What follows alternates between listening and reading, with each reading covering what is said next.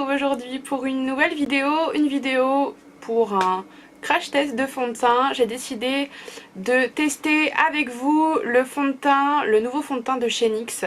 C'est le Can't Stop Won't Stop qui se présente comme ceci. Je pense que vous en avez peut-être déjà entendu parler. Il y a eu pas mal de vidéos sur ce petit fond de teint sur YouTube. Et c'est en voyant les avis mitigés que je me suis dit que j'allais tester. Alors il y a du pour, il y a du contre. C'est un fond de teint très couvrant, mat et qui est censé tenir jusqu'à 24 heures. Alors je vous préviens tout de suite, je vais pas le garder 24 heures sur moi, qu'on soit d'accord. Je me fais pas non plus d'illusions entre guillemets, puisque sur moi tous les fonds de teint à la fin de la journée disparaissent de mon visage. C'est à dire que j'ai la zone T qui est très grasse et les joues qui sont plutôt sèches. Du coup au niveau de la zone T en général, déjà sur mon nez il n'y a plus rien, sur mon front c'est quasi pareil. Donc au niveau de la matité je m'en fiche un peu.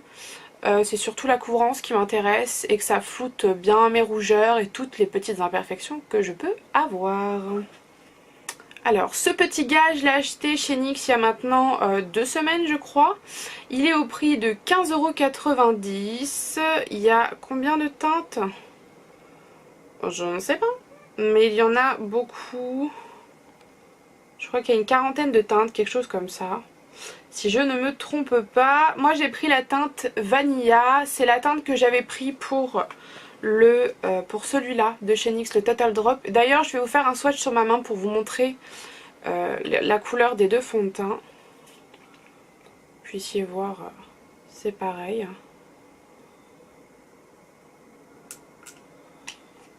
Hop.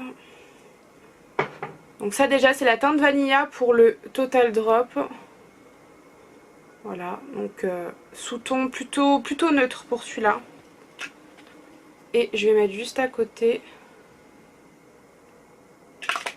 le Vanilla, juste là. Il paraît légèrement plus jaune, hein, je vous le cache pas. Le Total Drop je l'adore, c'est vraiment un des fonds de teint que j'utilise le plus en ce moment. Il est vraiment très bien, la couvrance elle est modulable. Du coup j'avais vraiment envie de voir ce que pouvaient donner ces deux-là. Et faire plus ou moins une comparaison puisqu'ils sont couvrants tous les deux. Donc voir si celui-là l'est plus ou moins, sachant ce qu'il en est sur le site NYX. Alors sur le site NYX ils disent: doté de pigments à effet netteté, notre fond de teint léger et waterproof Can't Stop Won't Stop Full Coverage Foundation prend sa mission au sérieux. Sa formule liquide confortable existe en 45 nuances flatteuses, à la tenue impeccable. Chaque teinte crémeuse glisse sur la peau, offrant une couvrance au fini mat et une couleur qui tient jusqu'à 24 heures. Notre fond de teint exemplaire aide aussi à contrôler la brillance et à matifier le teint toute la journée. Et ce n'est pas tout, non comédogène, il convient aussi bien aux peaux normales que grasses, mixtes et sensibles. Pour un fini mat longue tenue, applique notre base de teint, blablabla. Bon apparemment la base de teint elle est pas top et franchement avec le fond de teint c'est pas super, donc je ne l'ai pas acheté. Et d'ailleurs là j'ai juste mis une crème hydratante, je vais pas mettre de base pour l'utiliser puisque dans la vie de tous les jours je mets pas de base tout le temps. Donc ça ne sert à rien. Et ben écoutez voilà, je pense qu'on va commencer ça tout de suite. Je crois qu'ils vendent également un beauty blender avec, il est noir, il a des côtés plus ou moins plats je crois. Donc aujourd'hui je vais le tester d'un côté avec le beauty blender, de l'autre avec un kabuki de chez Zoeva. Et on va voir ensemble ce que ça donne. Donc je vais commencer par retirer mes lunettes. Je sais pas si ça se voit vraiment beaucoup en caméra, mais là j'ai le dessous d'œil qui est un peu gonflé, je dois avoir un orgelet, un truc du genre. Donc je vais pas mettre d'anti-cerne et je vais pas non plus forcer au niveau des yeux, hein, puisque je vais maquiller par la suite. Et donc on commence tout de suite avec le côté Beauty Blender. Je vais mettre une pompe du fond de teint sur ma main, mais d'abord je le check. Je vais mettre une pompe du fond de teint, je pense que ça sera suffisant parce que moi c'est ce que je mets habituellement et s'il n'y en a pas assez, bah, j'en remettrai. Donc comme d'habitude je le mets sur le dos de ma main après avoir secoué le flacon et je le dépose au doigt. Quand j'utilise le Beauty Blender je le mets pas directement sur l'éponge parce que l'éponge boit le fond de teint, c'est bien connu. Et du coup j'ai pas envie de gâcher du produit, donc je préfère le mettre directement sur mon visage. Et puis bah c'est parti, on y va.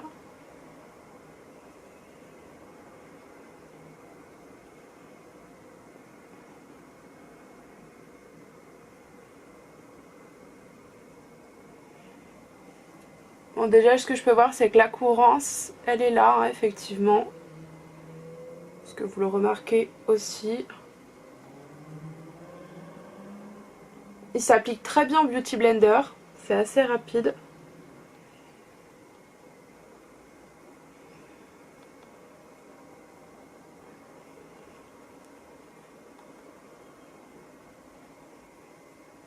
Il y a une différence de couleur entre les deux côtés, hein. Il est légèrement trop clair pour moi pour l'instant puisque j'ai encore les restes de mon bronzage qui ne partent pas au niveau du visage.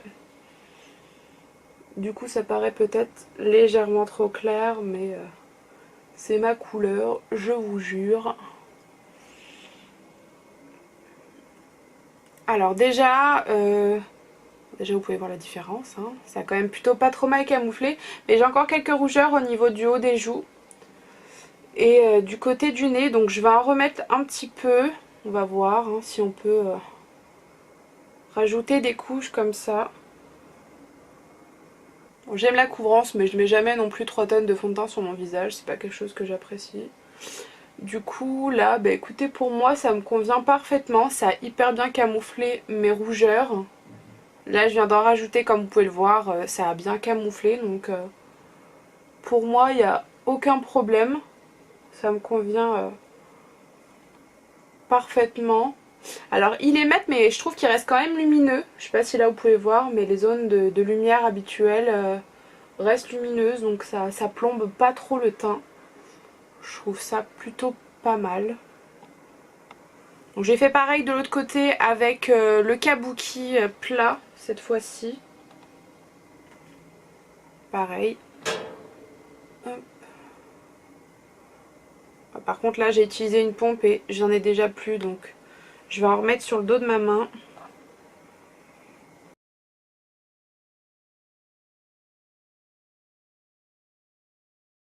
Alors déjà, ce que je peux vous dire c'est que je préfère largement le côté avec le Beauty Blender. Pourquoi? Parce qu'avec le pinceau j'ai l'impression que ça marque les zones de sécheresse.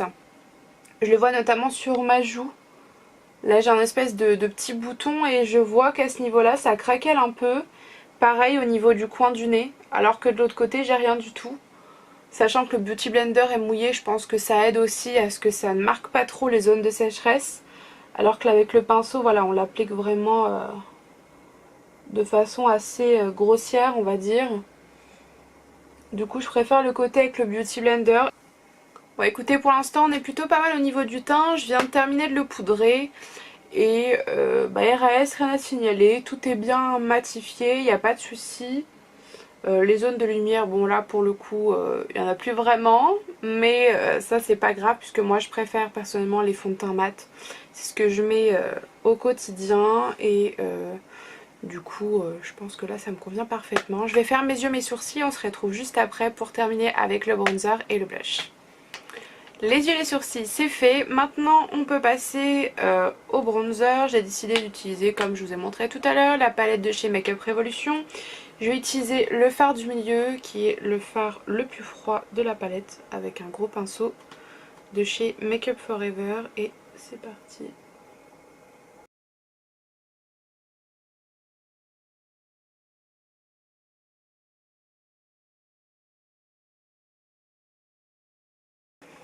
Le bronzer c'est terminé, écoutez pour l'instant rien à signaler, ça s'est très bien estompé sur le fond de teint, il n'y a pas eu de déplacement de matière ou quoi que ce soit, ça reste très joli.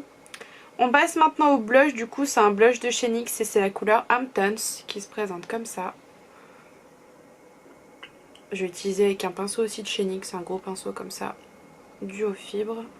C'est une couleur un peu pêche rosée, très très jolie, très très frais.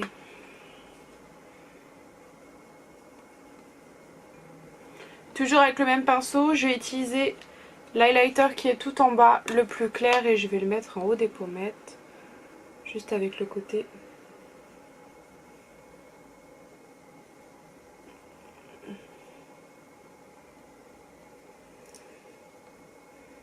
Le maquillage est presque terminé, je termine avec un rouge à lèvres de chez Sephora, c'est le Sephora rouge, c'est moins cher, les mats, et c'est la couleur, je sais pas, il y a un numéro bizarre, 428 1D R17, enfin bref c'est un rose comme ça, tout simple.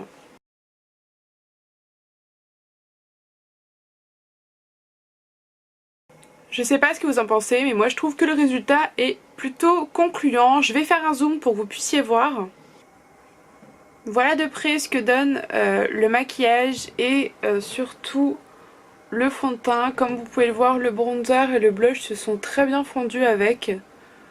J'ai pas de trucs bizarres, de trucs kaki autour de la bouche. Ce qui est plutôt en soi une bonne chose, puisque ça m'arrive sur la plupart de mes fonds de teint en général, même à l'application. De près, qu'est-ce qu'on voit? Bah écoutez, le teint est très mat. Alors je l'ai poudré partout et ce nez qui est extrêmement brillant. On va retirer un peu d'excédent. J'ai vraiment beaucoup poudré. Je pense que je pourrais m'en passer au niveau des joues. Parce qu'elle est quand même effectivement très très mat, mais c'est pas quelque chose qui me choque et honnêtement je trouve que le résultat est plutôt joli sur la peau. N'hésitez pas à me dire en commentaire ce que vous en pensez. Moi j'aime beaucoup ce fond de teint. Si vous aimez les fonds de teint mat, je peux vous le conseiller forcément. Il est à 15,90 € donc c'est un fond de teint que vous pouvez tout à fait vous acheter à la place d'un L'Oréal ou d'un Bourjois. Il est très bien, il fait bien le job, il est mat. Il a l'air de plutôt bien tenir sur la peau, enfin en tout cas il n'y a pas de souci. Au niveau de la couleur, il s'est pas du tout oxydé depuis tout à l'heure. En tout cas j'en ai pas l'impression, la couleur est toujours pareille. Et ben écoutez, voilà, c'est tout pour ce petit crash test entre guillemets, puisque je l'avais quand même déjà testé une fois, mais voilà, un peu à la va-vite. Et là du coup j'ai vraiment bien pris le temps de regarder étape après étape du teint, ce qu'il donne et comment il évolue. Donc j'espère que cette vidéo vous aura plu. J'essaierai de vous faire une vidéo aussi sur l'autre fond de teint NYX, le Total Drop, puisque c'est un fond de teint que j'adore. Je crois pas vous l'avoir déjà montré en vidéo. Il est vraiment génial et honnêtement pour ceux qui l'ont pas testé, je vous le conseille également. En attendant, je vous fais de gros bisous et on se retrouve bientôt pour une prochaine vidéo. Bye bye!